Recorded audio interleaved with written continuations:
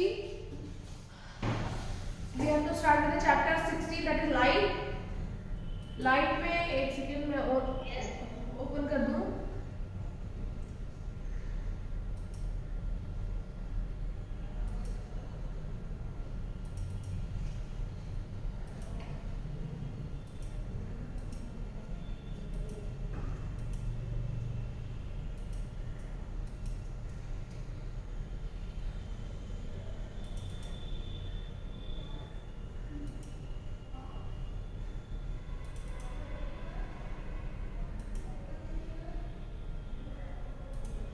But are you able to see the screen? Everyone? Yes. Okay.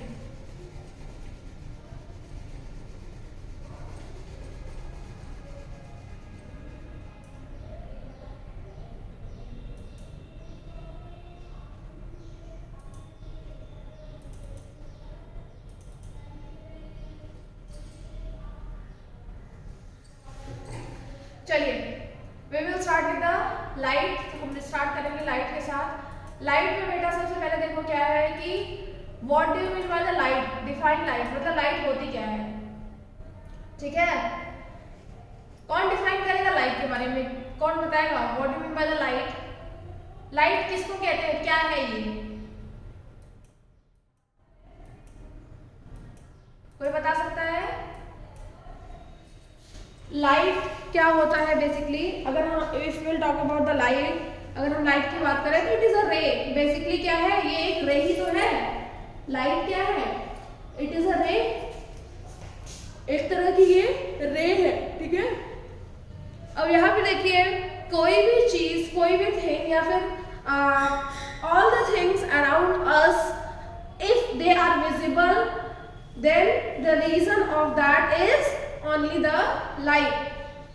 अगर कोई भी चीज हमारे आसपास है और वो हमको दिख रही है तो उसका क्या रीजन है, the main reason is the light is present, क्योंकि लाइट वो उस ऑब्जेक्ट पे पड़ रही है, वो रिफ्लेक्ट होके हमारी आईज में आ रही है और इस वजह से वो चीज हमको क्या हो रही है, दिखाई पड़ रही है। ठीक है, बेसिकली जो लाइट है उसका मेन फंक्शन क्या होता है, कोई भी चीज जो हमारे चारों तरफ है या फिर to see the world around us. Basically उसका मेन क्या है, to see the world around us. ठीक है, देखो जब रात हो जाती है तो क्या होता है, जब सन चला जाता है उस केस में क्या होता है, उस केस में आप देख सकते हैं कि लाइट नहीं रहती है और लाइट जब किसी भी ऑब्जेक्ट पे पड़ती नहीं है तो उस केस में क्या होता है, वो ऑब्जेक्ट हमको दिखाई नहीं देता रात में, इसीलिए हमको नहीं दिखाई देता है। क्यों, क्योंकि रीजन क्या है, फॉर एग्जाम्पल देखो जैसे मान लो यहाँ पे एक फ्लावर पॉट एक फ्लावर बना हुआ है, ये फ्लावर है। ठीक है, मान लो ये फ्लावर पॉट रखा हुआ है। ठीक है, and a boy is standing in front of this flower pot, एक लड़का इस फ्लावर पॉट के सामने खड़ा हुआ है। तो इफ सबसे पहला जो प्रोसेस होता है वो क्या होता है, लाइट पहले इस फ्लावर पॉट पे पड़ेगी। ठीक है, या फ्लावर पे पड़ेगी और फिर वो रिफ्लेक्ट होगी बॉय की आंख में पड़ेगी। ठीक है, रिफ्लेक्ट होगी और इसके आईज में जाएगी, तब हमको ये फ्लावर दिखाई देगा। ठीक है, उस केस में we are able to see the objects.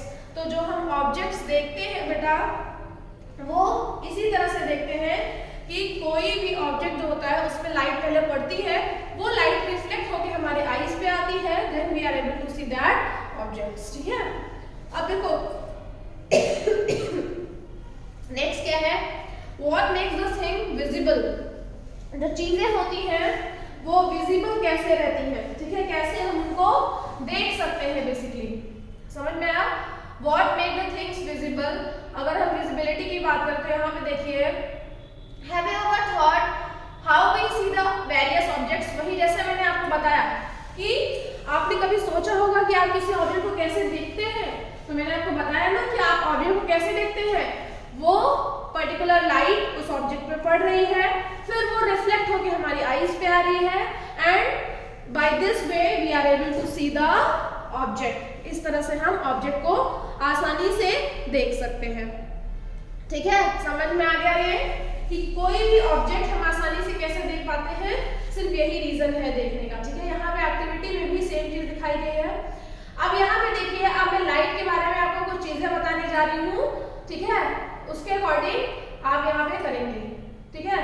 देखो लाइट में क्या होता है बेटा, अगर हम एक प्लेन मिरर लेते, सबसे पहले मैं प्लेन मिरर की बात कर रही हूँ, ये प्लेन मिरर है मान लीजिए आपका, ठीक है, it is a plane mirror, ये आपका एक प्लेन मिरर है, ठीक है, जिसका ये रिफ्लेक्टिंग सरफेस है, जो प्लेन वाला सरफेस है, that is the reflecting surface of this mirror. अब क्या होगा बेटा, पर्टिकुलर इस प्लेन ऑब्जेक्ट में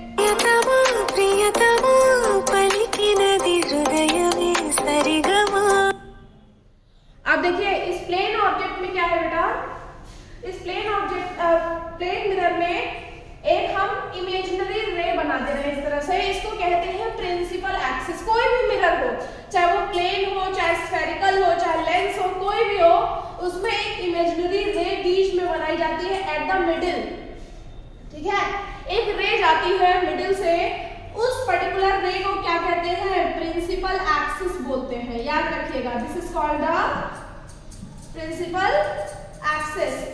तो आपका प्रिंसिपल एक्सिस क्या हुआ, principal axis is the ray which are passing through the centre of the mirror, ठीक है, it is the ray which is passing through the centre of mirror. ये एक ऐसी रे है, इमेजिनरी रे है, बेसिकली ये होती नहीं है, सिर्फ हम इसको क्या करते हैं, इमेजिन करते हैं।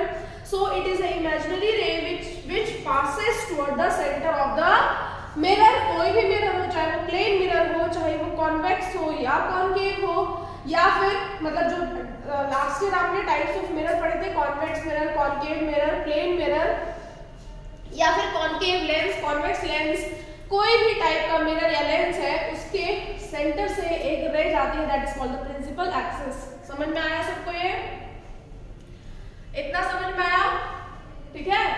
जैसे अगर मैंने यहाँ पे कॉनकेव बनाया तो ये प्रिंसिपल एक्सिस हो जाएगी आपकी इस तरह से, कॉन्वेक्स बनाया ये प्रिंसिपल एक्सिस, दूसरा लेंस बनाया ये प्रिंसिपल, इसके बीच से जो रे जाएगी that will be the principal axis, ठीक है। अब देखो मान लो कोई लाइट रे है जो प्रिंसिपल एक्सिस के पैरेलल जा रही है, ठीक है, लाइट रे प्रिंसिपल एक्सिस के पैरेलल गई, या फिर आप पैरेलल अभी छोड़िए, ठीक है, अभी पैरेलल छोड़िए, अभी सिर्फ कोई एक रे जाती है, अभी हम पैरेलल की बात नहीं करेंगे। आपको आवाज आ रही है सबको मेरी कि नहीं आ रही है?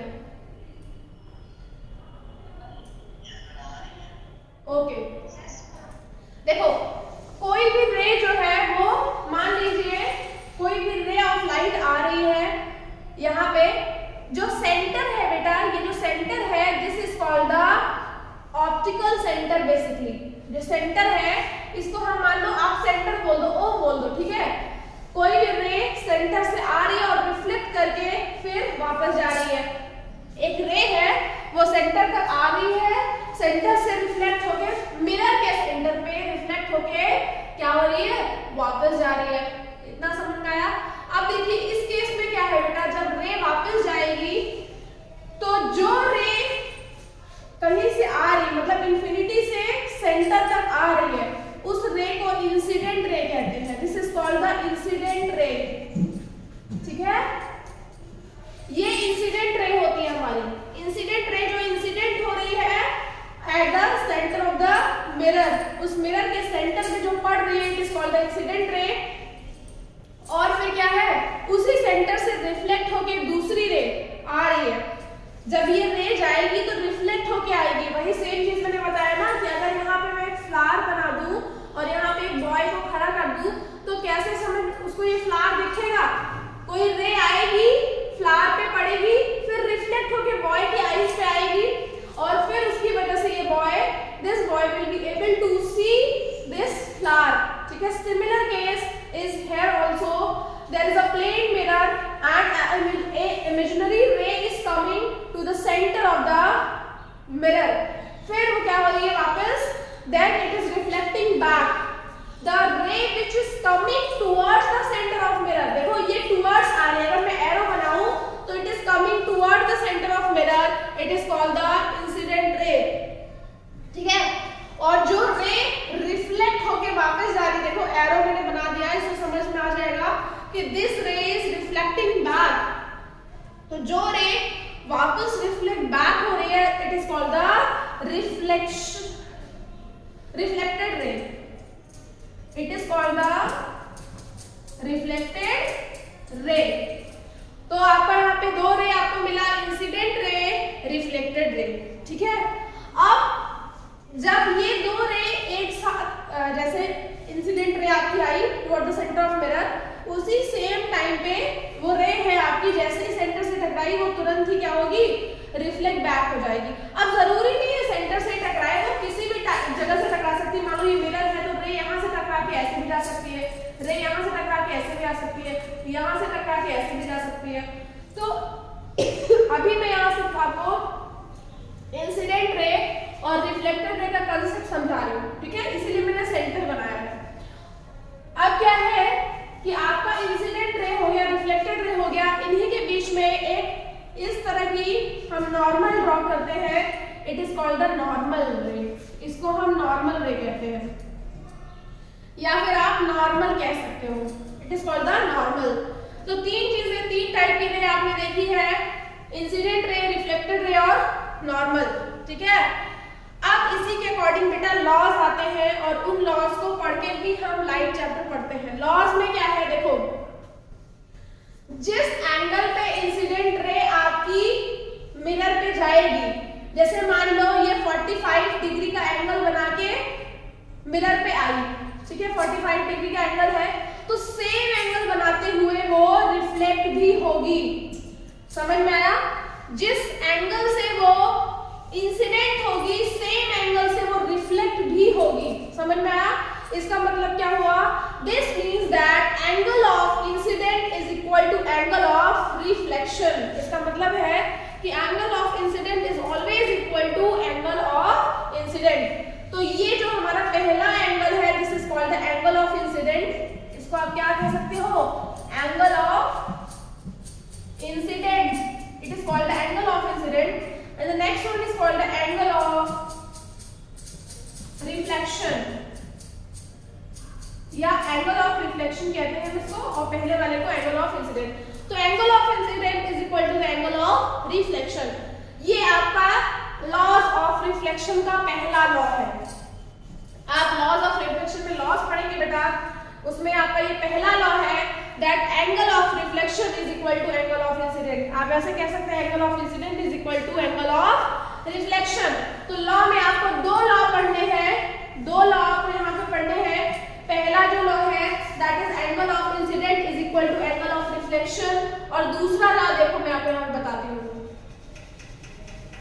ये दोनों लॉज आपको याद रखने हैं बेटा, क्योंकि बहुत इंपॉर्टेंट लॉज है और एग्जाम में, हर एग्जाम में आते हैं, अभी फिर बाद में भी, हायर क्लासेस में भी आपको ये काम आएंगे, ठीक है। देखो दो लॉज मैंने बताए, ये हमारा मिरर है, ये हमारी इंसिडेंट रे है, और ये हमारी रिफ्लेक्टेड रे है, और ये हमारी क्या है? इट इज अ नॉर्मल, ठीक है। It is incident ray, it is reflected ray. तो यहाँ पे मैं incident ray and it is reflected ray। आपकी एक इंसिडेंट रे है and one is reflected ray, और ये तीसरी वाली जो है जो बीच में आती है, दिस इज द नॉर्मल। ये आपका नॉर्मल है। मैंने क्या बताया? ये एंगल इज इक्वल टू ये एंगल, ठीक है। अगर आप बीच से ड्रॉ करेंगे तो मतलब एंगल आई है ये और एंगल आर है। तो पहला क्या है? पहला लॉ है angle I is equal to angle R, ठीक है। पहला लॉ क्या है? Angle I is equal to angle R. आप इस तरह से लिखेंगे और साथ में एक्सप्लेन भी करेंगे that angle of incidence is always equal to angle of reflection. पहला लॉ ये हो गया। दूसरा देखिए क्या है? दूसरा लॉज ऑफ रिफ्लेक्शन है ये आपका, लॉज ऑफ रिफ्लेक्शन की बात कर रही हूं मैं, ठीक है। लॉज ऑफ रिफ्लेक्शन में पहला लॉ है angle of incident is equal to angle of reflection, और दूसरा लॉ क्या है आपका कि इंसिडेंट रे, ये इंसिडेंट रे है, ये रिफ्लेक्टेड रे है। तो दूसरा क्या है? इंसिडेंट रे, रिफ्लेक्टेड रे। मैं पॉइंट पॉइंट बना के लिख रही हूँ, पर एग्जाम में ऐसे नहीं लिखना, एग्जाम में पूरा पूरा लिखना है। Incident ray, reflected ray and normal, और normal lie on same plane, lie on same plane. तीनों सेम प्लेन पे लाई कर रही है बेटा। आप देखो तीनों मिरर के इसी साइड है, देखो अगर आप देखोगे तो तीनों लेफ्ट साइड है, मतलब इंसिडेंट रे भी देखिए यहाँ पे इंसिडेंट रे भी आपकी लेफ्ट साइड है। यहाँ पे देखो मैं दूसरा कलर बना रही हूँ तो आपको समझ में आ जाएगा। देखिए रे नंबर ए, बी एंड सी, तीन रे आपको दिख रही है और तीनों देखिए लेफ्ट साइड है, तीनों लेफ्ट साइड है, तीनों उस साइड नहीं गई है, मतलब कोई भी रे आपकी, अगर ये आपका मिरर है, ये बीच का सेंटर है, तो किसी ने भी उसको क्रॉस नहीं करा है, इस लाइन को क्रॉस नहीं करा है, ब्लू वाली लाइन को। इसका मतलब है एक ही प्लेन में है, एक प्लेन का मतलब सिर्फ only in one plane is there, ठीक है। प्लेन, एक प्लेन ये है, दूसरा प्लेन ये है, तो क्या हुआ, जो तीनों रेज है, तीनों की तीनों rays they are lying on the same plane में लाई कर रहे हैं। इट मींस दूसरा लॉ क्या हुआ, incident ray, reflected ray and normal lie on same plane में लाई करेंगे आपकी। Is it clear to everyone class? समझ में आया नहीं तुम लोगों को?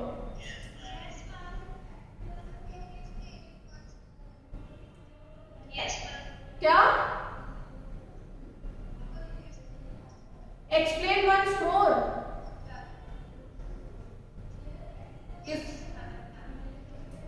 आपके बार समझ लो, दोबारा नहीं समझाऊंगी मैं, 50 बार से समझाना कितना इजी है ये।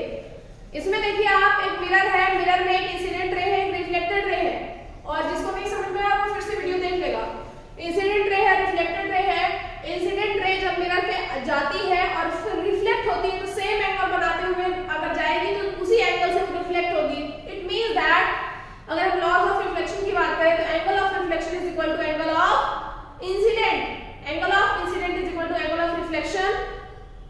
दूसरा, इंसिडेंट रे, रिफ्लेक्टेड रे और नॉर्मल तीनों बोर्ड पे बनी हुई है, देखिए इंसिडेंट रे, रिफ्लेक्टेड रे और normal they are lie on the same plane, एक ही प्लेन में लाई करेंगे। देखो तीनों लेफ्ट साइड है, अगर मैंने एक ब्लू कलर की लाइन ड्रॉ करी है, उस लाइन के उन्होंने क्रॉस नहीं करा है, तीनों ने लाइन के एक ही साइड पे है, ए बी सी, तो they are lying on the same plane, एक ही प्लेन पे वो लाई करती है।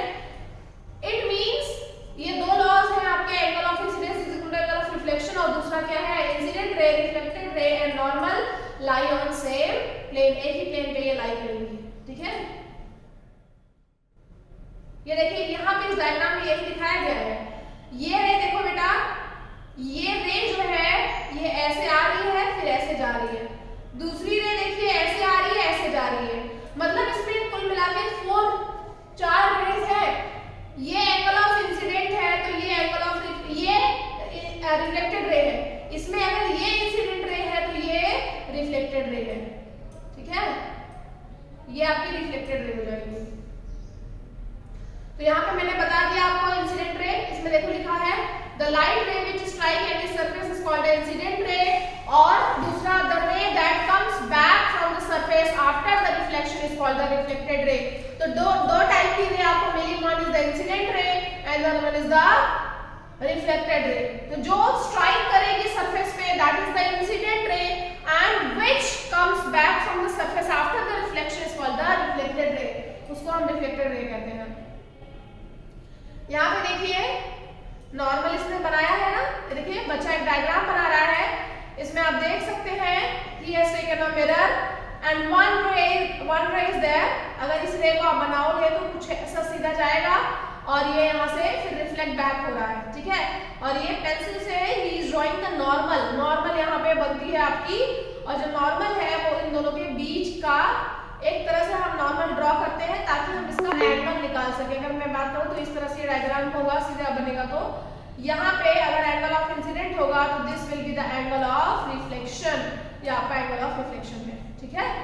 यहाँ पे देखिए same angle I is equal to angle R and ये नॉर्मल है आपका, ठीक है। जैसा मैंने आपको बताया है वैसा ही यहाँ पे दिया हुआ है, ठीक है। Angle of incident and angle of reflection क्या है ये?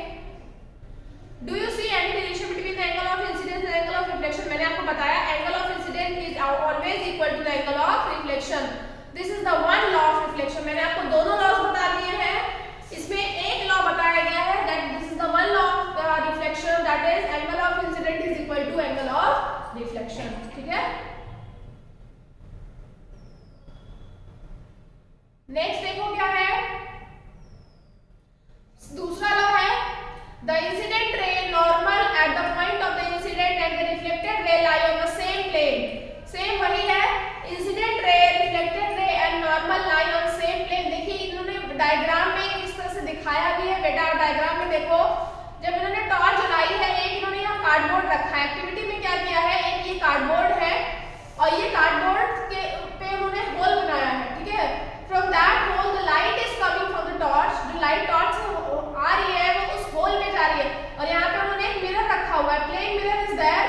The light is coming from the hole, when it is reflecting, when it is strike on the surface, then it reflect back हो रही है, ठीक है।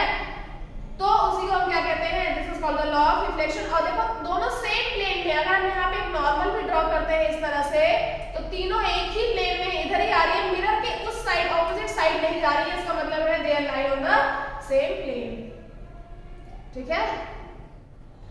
ये इमेज वाला तो आपने लास्ट ईयर पढ़ा था, फिर भी मैं बता दे रही हूँ। Would you remember that in class 7th we studied some features of the image of the object formed by the plane mirror? पहले asked you to recall those figures. Was the image erect or upside down? ये आपका बेटा image formation होता है, ठीक है। Image formation होता है आपका, और उसी इमेज फॉर्मेशन के थ्रू आप इमेजेस बना सकते हैं। ये भी मैं आपको बता दे रही हूँ कैसे, ठीक है। ये भी मैं आपको बता दे रही हूँ, how can you form the image, ठीक है। देखो सारा का सारा बता दे रही हूँ मैं, फिर इसके बाद मुझसे मत पूछना कि इमेज फॉर्मेशन कैसे होता है।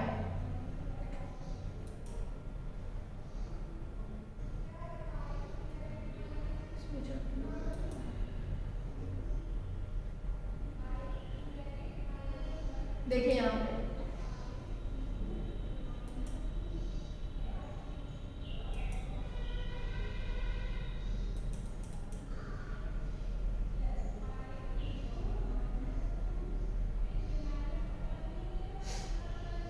ये देखिए, आपको एक टेबल दिख रही होगी बेटा, उस टेबल का स्क्रीनशॉट ले लो सब लोग। इस टेबल का सब लोग स्क्रीनशॉट ले लीजिए। पहले सबसे पहला काम आपको इस टेबल का स्क्रीनशॉट लेना है, फिर मैं पढ़ाऊंगी टेबल, तो टेबल याद हो जाएगी आपकी। इसके थ्रू आप जान सकते हैं कि इमेज कैसी बनती है और कैसे बनती है। इमेज कैसी है और कैसे है, मतलब छोटी है या बड़ी है, दूर है या पास है, मतलब कैसी इमेज, किसी भी ऑब्जेक्ट की इमेज किस तरह से बनती है, वो ज्यादा छोटी बन रही है, ज्यादा बड़ी बन रही है, उल्टी बन रही है, सीधी बन रही है, कितनी दूर है, कितनी पास है, सब आप इससे जान सकते हैं, ठीक है। तो इसका स्क्रीनशॉट लीजिए, सबने ले लिया हो तो मैं आगे बताऊंगी, ठीक है। देखो इसमें बेटा हम बात कर रहे हैं स्फेरिकल मिरर्स की, जो ये इमेज बन रही है, ये स्फेरिकल मिरर्स की बात हो रही है। स्फेरिकल मिरर आपके क्या होते हैं, अगर मैं स्फेरिकल मिरर की बात करूं तो spherical mirror is a part of sphere. Spherical mirror क्या होते हैं, it is a part of sphere of which the mirror is a part, ठीक है। मान लो एक मैंने बड़ा सा स्फीयर बनाया, गोला बना रही हूं, ठीक है। इसमें देखते हो गोले जैसा नहीं है,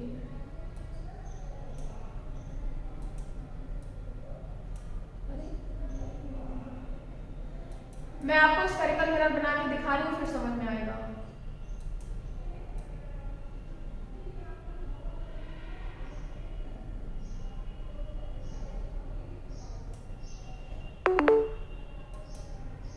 आपको ये गोला दिख रहा है ना, आप देखो यहां से,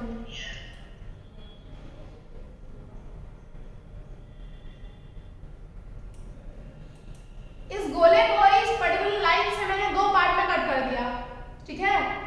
एक सेकेंड वेट,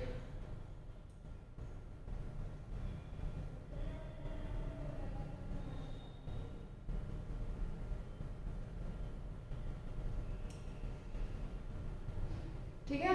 अब देखिए यहां पे बेटा,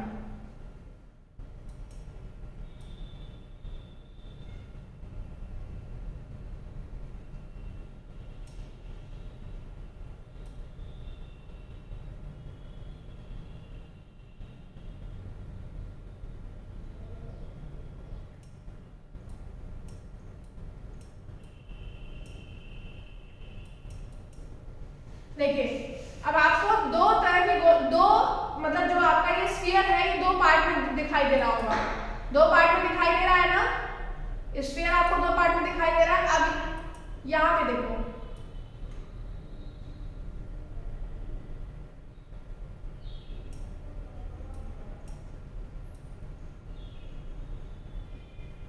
ये भी ऊपर कर दिया, एक सेकंड,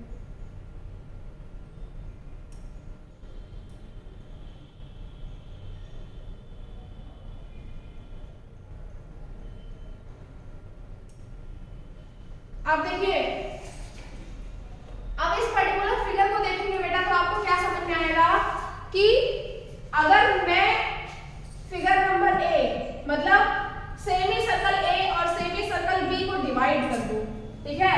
अगर मैं सेमी सर्कल ए और सेमी सर्कल बी को डिवाइड कर दूं तो क्या होगा, सेमी सर्कल ए कुछ आपको इस तरह से दिखेगा, है ना, और बी आपको कुछ इस तरह से दिखेगा, ऐसे दिखेगा कि नहीं।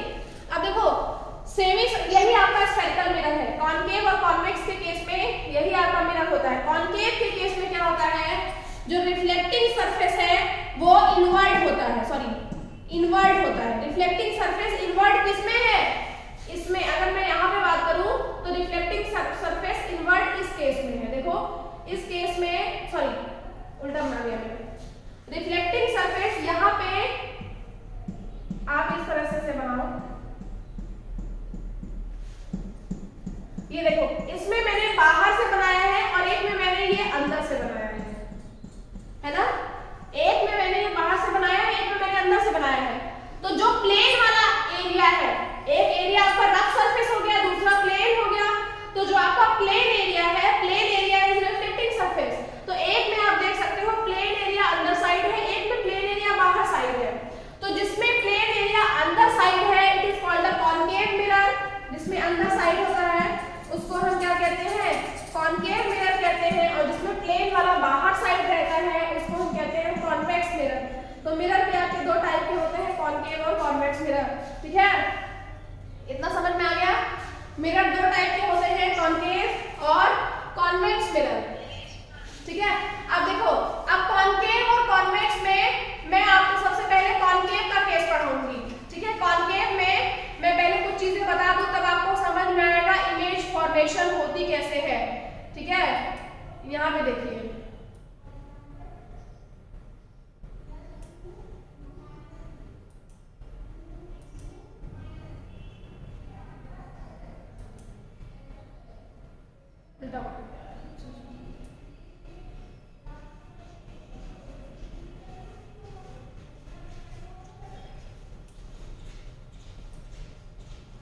ये कुछ इस तरह से होता है हमारा कॉनकेव मिरर। आपको पता है कुछ इस तरह से हमारा कॉनकेव मिरर दिखाई देता है। अगर हम उसको देखें तो we will see like this.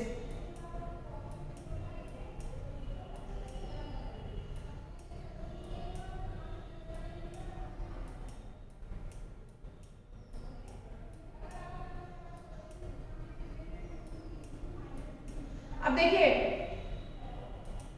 अब इस मिरर में सेंटर से एक रे पास होगी, सेंटर से एक रे पास होगी। ये जो रे सेंटर से पास हो रही है, this ray is called the, जो रे सेंटर से पास हो रही है this ray is called the principal axis. इस रे को क्या कहते हैं बेटा, this ray is called the, इस रे को हम बेसिकली क्या कहते हैं, प्रिंसिपल एक्सिस कहते हैं। देखो, हाँ, this ray is called the principal axis. ये एक इमेजिनरी रे होती है जो मिरर के सेंटर से जाती है। This is the centre of mirror. ये मिरर M और N मान लो, कोई ऐसी एक semi circle that is mirror M और N है। अब मिरर के हाफ में ऑप्टिकल सेंटर जो O है, O से लेकर, हम मान लो यहाँ पे A लिख देते हैं, O से लेकर A तक का कुछ डिस्टेंस होगा। ठीक है, O से लेकर A, मान लो कोई ऑब्जेक्ट यहाँ पे रखा हुआ है, कोई ऑब्जेक्ट यहाँ पे रखा हुआ है, एक पर्सन यहाँ पे खड़ा हुआ है। तो क्या होगा, distance from the person to the optical centre of the mirror, उस पर्सन से उस सेंटर की जो डिस्टेंस है उसको हम क्या कहते हैं, इमेज डिस्टेंस कहते हैं। This is called the image distance. इसको हम इमेज डिस्टेंस कहते हैं। और इमेज डिस्टेंस को बेटा U में नापते हैं। U is called the image distance. समझ में आया। प्रिंसिपल, सॉरी, एक पर्सन कहीं प्रिंसिपल एक्सिस पे ही कहीं थोड़ी दूर पे खड़ा है, जहां पे वो खड़ा है अगर वो पर्सन, वहां से जो ऑप्टिकल सेंटर है उसकी जो डिस्टेंस होती है that is called the image distance. उसको हम इमेज डिस्टेंस कहते हैं। समझ में आया। और जहां पे हमारा, sorry, object distance, sorry, it is called the object distance, क्योंकि ऑब्जेक्ट हमारा है ना, ये इमेज अभी नहीं बनी है। तो this is called the object distance. इसको हम यहाँ पे क्या बोलेंगे, this is called the object distance. यहाँ पे ये हमारा ऑब्जेक्ट डिस्टेंस होगा बेटा। ऑब्जेक्ट डिस्टेंस, ठीक है। अब जहां इमेज बनेगी उसको हम इमेज डिस्टेंस कहेंगे। अब देखो इसी प्रिंसिपल एक्सिस पे यहीं पे कहीं बीच में हमारा फोकस पॉइंट होता है। फोकस इज द डिस्टेंस जो होती है, फोकस पॉइंट जो है वो यहीं कहीं बीच में प्रिंसिपल एक्सिस और ऑप्टिकल सेंटर के बीच में होता है और इसका जस्ट डबल होता है सेंटर ऑफ कर्वेचर। क्या होता है मिरर का centre of curvature, CURVATURE, centre of curvature होता है फोकस का जस्ट डबल। तो यहाँ पे हम कहीं पे C लिख दे रहे हैं, ये लाइन आगे बढ़ा दीजिए आप अपनी, यहाँ पे C लिख दीजिए। This is called the centre of curvature. Centre of curvature और फोकस, ये मैंने बता दिया है आपको। फोकस जो है it is the focus point, इसको बेसिकली फोकस पॉइंट कहते हैं। और जो C है this is the centre of curvature. Centre of curvature का मतलब अगर हमने पूरा गोला बना दिया, मतलब इस पर्टिकुलर इसको हमने कंप्लीट कर दिया। देखो अगर मैं इसको कंप्लीट कर दूं तो कुछ इस तरह से दिखेगा। ये देखो इसको देखो, अगर मैं कंप्लीट कर दूं गोले को तो गोला कुछ इस तरह से दिखेगा। तो इस पर्टिकुलर स्फीयर का जहां पे सेंटर है उसको हम सेंटर ऑफ कर्वेचर कहते हैं, ठीक है। उस स्फीयर का जो सेंटर है that is called the centre of curvature. और सेंटर ऑफ कर्वेचर का हाफ होता है फोकस, ठीक है। सेंटर ऑफ कर्वेचर का हाफ आपका क्या होगा, हाफ डिस्टेंस में आपका फोकस रखा जाता है। फोकस यहां से वो फोकस करेगा, ठीक है। अब ऑब्जेक्ट देखो, मैं अब इमेज देखो कैसे बन रही है। एक इमेज का केस मैं बता दे रही हूं, फिर वहां से पढ़ाऊंगी, ठीक है। इतना सबको समझ में आ गया?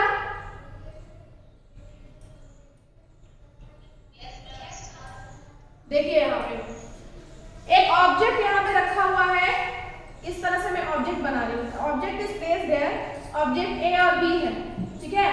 ऑब्जेक्ट से मैंने क्या कहा, कोई भी रे ऑब्जेक्ट से मिरर तक जाती है, रिफ्लेक्ट होकर वापस आती है। जैसे हमारी जो आईज है it is also acting as a lens, lens ही तो है और लेंस में ही तो रिफ्लेक्शन और रिफ्लेक्शन होता है। तो सेम केस यहाँ भी हो रहा है, कोई भी रे जा रही है, ठीक है, फिर ये आ रही है, यहाँ पे मान लो फोकस है, ठीक है, जा रही है और फिर वापस आ रही है। अब जो दोनों रेज जहां पे टकराएंगी, देखो दोनों रे कहां पे टकरा रही है, यहाँ पे इस पॉइंट पे, तो इसी पॉइंट पे इसका इमेज बनेगा कहीं पे, ठीक है। इसका इमेज जो होगा वो A और B।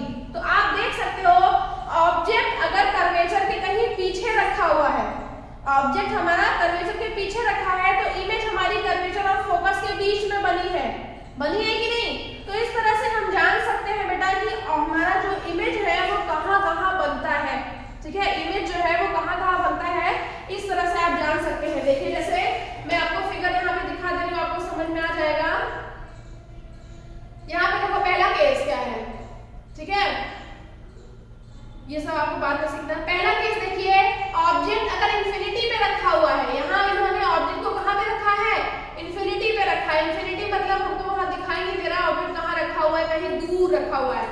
अगर ऑब्जेक्ट उन्होंने इंफिनिटी पे रखा है तो देखो रे गई यहाँ से और रिफ्लेक्ट हुई फोकस से, और दूसरी रे भी यहाँ से गई फोकस से। तो हमारे जो दोनों रे हैं जहाँ पे मिलेंगी, जहाँ पे जॉइंट होगी, इमेज वहीं बनेगी। तो इमेज देखो यहीं से पॉइंट इमेज बनी है एकदम से छोटी सी, और कहाँ पे बनी है, फोकस पे बनी है। सेम वही केस है, देखो इसमें सेकंड बी वाले में ऑब्जेक्ट कर्वेचर के बिहाइंड रखा हुआ है, ये कर्वेचर है आपका और कर्वेचर के पीछे रखा हुआ है ऑब्जेक्ट, ठीक है, कर्वेचर के पीछे रखा हुआ है और रे आपकी पास हो रही है फोकस से और कर्वेचर से।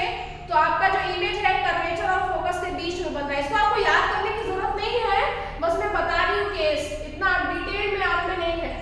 तीसरा देखिए, आपकी जो रे है वो एट कर्वेचर पे ही रखी हुई है, ऑब्जेक्ट कर्वेचर पे है, तो इमेज कहाँ बनी, कर्वेचर पे ही बनी। इमेज भी देखो हमारी वही कर्वेचर पे बन रही जहाँ ऑब्जेक्ट है।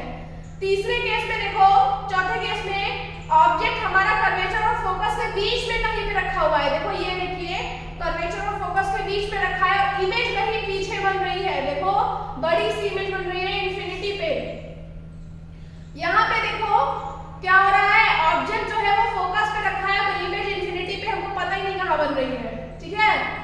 और यहाँ पे नेक्स्ट में बिटवीन पोल एंड फोकस, तो हमारा इमेज कहाँ बन रहा है, इमेज हमारा बिहाइंड द मिरर, इस केस पे इमेज मिरर के पीछे बन रही है। समझ में आया? इतना आपको डिटेल में नहीं पढ़ना है, बस आपको जानना है। इसमें देखो एक चीज लिखी हुई है real and inverted, real and inverted. इसका मतलब है जो इमेज बन रही है वो रियल है और इन्वर्टेड मतलब उल्टी है, ठीक है।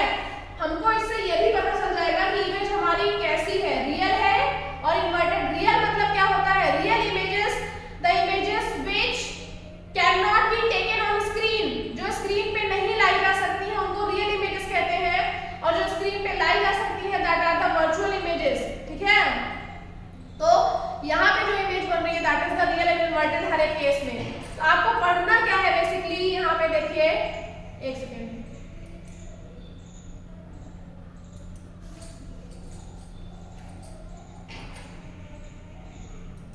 यहाँ पे देखिए आपके केस में ये सेम सिर्फ प्लेन मिरर का केस दिया हुआ है। क्या हो रहा है, मेरा आपकी इमेज आ रही है और सॉरी इंसिडेंट रे आ रही है और रिफ्लेक्ट कर रही है, ठीक है। रिफ्लेक्ट करके जब वो आंखों पे जा रही है तब हमको वो चीज इमेज का फॉर्मेशन दिखाई दे रहा हो।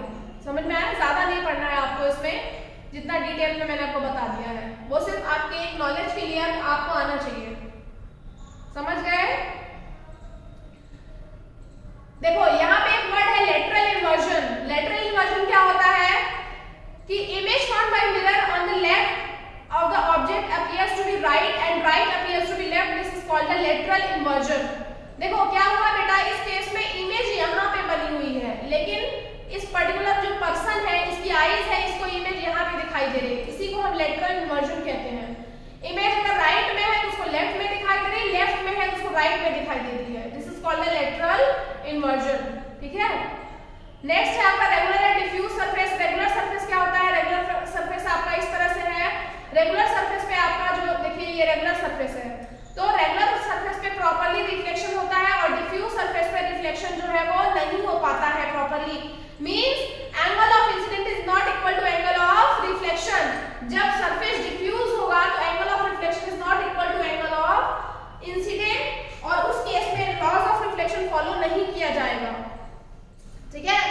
तो रेगुलर जो आपका रिफ्लेक्शन होता है वो प्लेन सरफेस पे होता है। जब प्लेन सरफेस है तो रिफ्लेक्शन विल बी रेगुलर, आपका रिफ्लेक्शन रेगुलर होगा, और जो आपका पर्टिकुलर डिफ्यूज और इररेगुलर रिफ्लेक्शन है वो आपका किस पे होगा, वो पर्टिकुलर डिफ्यूज सरफेस पे होगा, इररेगुलर सरफेसेस पे होगा। वहां पे लॉस सेकंड जो फिगर नंबर 16.7 है उसमें law of reflection will not be followed, पहले वाले में law of reflection will be followed.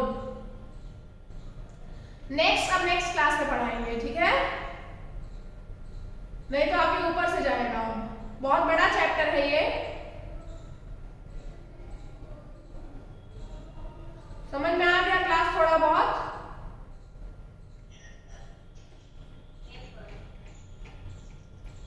कोई डाउट?